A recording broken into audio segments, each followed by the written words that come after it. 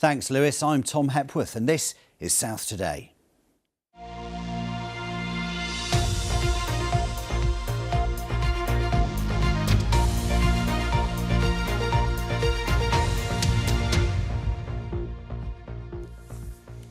Good afternoon. A BBC investigation has revealed complaints about rogue parking services at Gatwick Airport have nearly doubled in 2 years.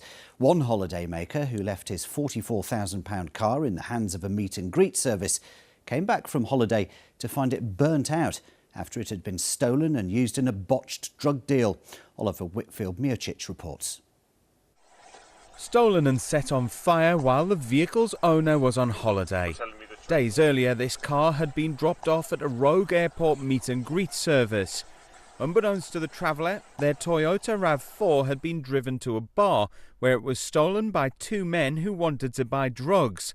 The thieves caught on CCTV buying fuel to set the SUV alight.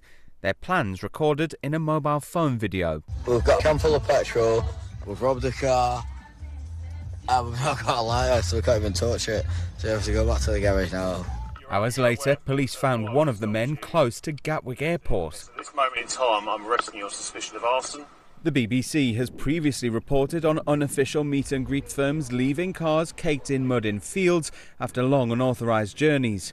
Gatwick Airport says passengers should stick to official parking providers. The challenge we have is that these operators can operate on the airport as long as they don't break any of our bylaws, and they can, spin up an operation quite quickly when it's a busy period of time, and then shut down and reappear. Holidaymakers at the airport say they've been put off from using non-approved parking providers over fears about what could go wrong.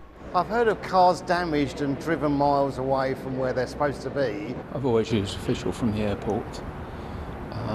That way I know I'm safe. I've heard of the ones where your car is parked on a random street and it comes back either covered in dust or vandalised. The number of people encountering problems with car parking companies at the airport has almost doubled in the past 3 years, from 73 complaints in 2022 to 108 grievances in 2023, while last year 130 travellers said they had faced issues. Travel expert Simon Calder believes you can cut out the risk completely by leaving your car at home.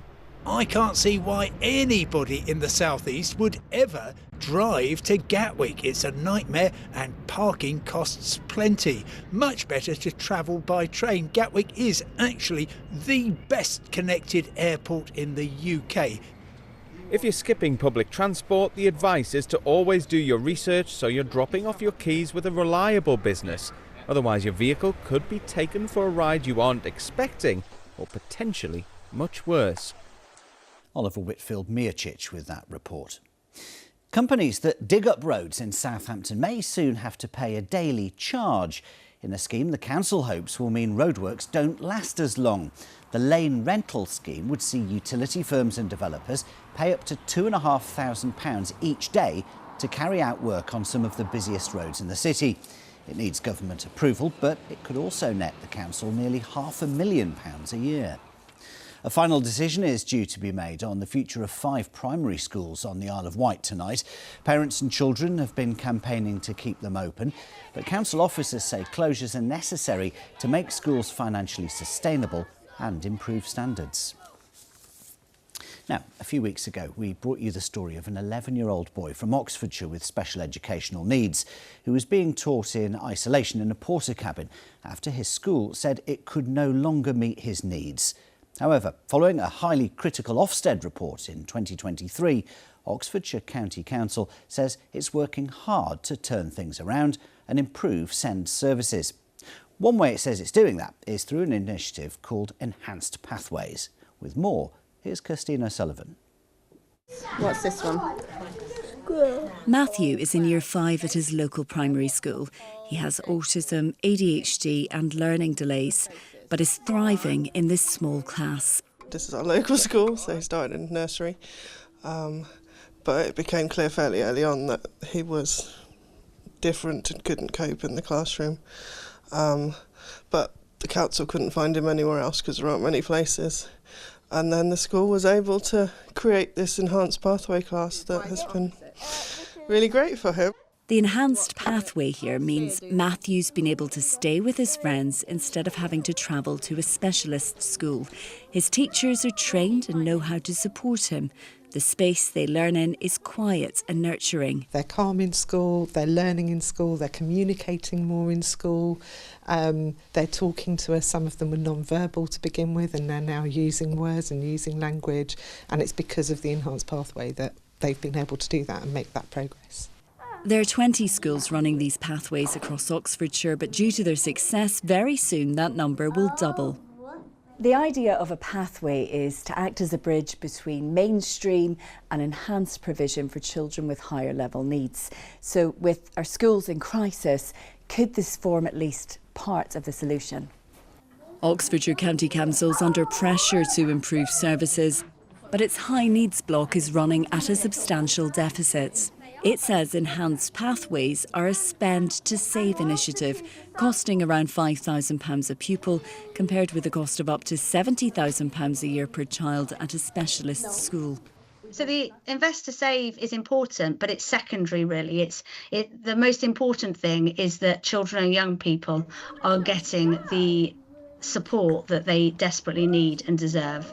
This is definitely a key strand when it comes to our SEND improvement programme. While the results are encouraging, campaigners are warning that these pathways only reach a minority of children who need them. Enhanced pathways are great in principle, but we need to remember that only a few hundred children are benefiting of them right now, and there are thousands of children across Oxfordshire who desperately need more support. For Matthew, though, his pathway has been transformative. He's able to join his mainstream class too. Today, it's geography. Inclusion and the needs of the child are at the heart of enhanced pathways, and it's hoped they can be extended further across the county. Until then, many families say they're on the outside looking in. Kirsteen O'Sullivan, BBC South Today, Oxford. Plans for a new asphalt plant in Berkshire have been rejected over fears it could lead to the closure of racehorse training stables. Opponents were worried that fumes would harm the health of racehorses trained in the Lambourne area and spoil the North Wessex Downs. Supporters argued that the plant, close to the M4 near Membury, would have boosted the economy. A plan for devolution in Oxfordshire is set to be submitted to government. The County Council's cabinet is meeting within the hour to agree on proposals.